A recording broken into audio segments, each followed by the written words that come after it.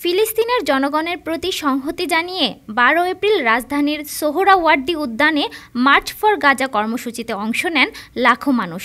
কর্মসূচিতে অংশ নিতে বাসে, পিকআপ, রিকশা, পায়ে হেঁটে এবং ঘোড়ায় চড়েও আসেন অনেকে। এ সময় ঢাকার বিভিন্ন রাস্তায় ইসরায়েলি প্রধানমন্ত্রী বেনিয়ামিন নেতানিয়াহু এবং তার ঘনিষ্ঠ দুই মিত্র মার্কিন প্রেসিডেন্ট ডোনাল্ড ট্রাম্প ও ভারতের প্রধানমন্ত্রী নরেন্দ্র মোদির ছবিতে জুতা দিয়ে আঘাত করতে দেখা গেছে।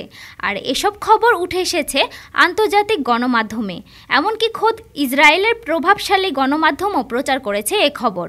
বাংলাদেশে গাজা যুদ্ধের প্রতিবাদে প্রায় ১ লাখ মানুষ নেতানিয়াহু ও তার মিত্রদের ছবিতে আঘাত করে বিক্ষোভ করেছে।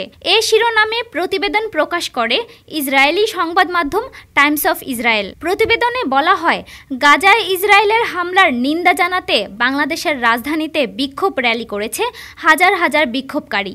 ঢাকা বিশ্ববিদ্যালয় এলাকার সোহরাওয়ার্দী উদ্যানে প্রায় ১ লাখ বিক্ষোভকারী জড়ো হন। শত শত ফিলিস্তিনি পতাকা নিয়ে তারা ফ্রি ফ্রি ফিলিস্তিন স্লোগান দেন।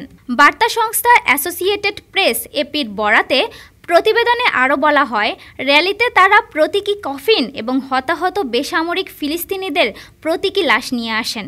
১৭ কোটি জনসংখ্যার মুসলিম সংখ্যাগরিষ্ঠ দেশ বাংলাদেশ ইসরায়েলের সঙ্গে কোনো কূটনৈতিক সম্পর্ক রাখে না এবং এটি আনুষ্ঠানিকভাবে একটি স্বাধীন ফিলিস্তিনকে সমর্থন করে বলে উল্লেখ করা হয়েছে প্রতিবেদনে।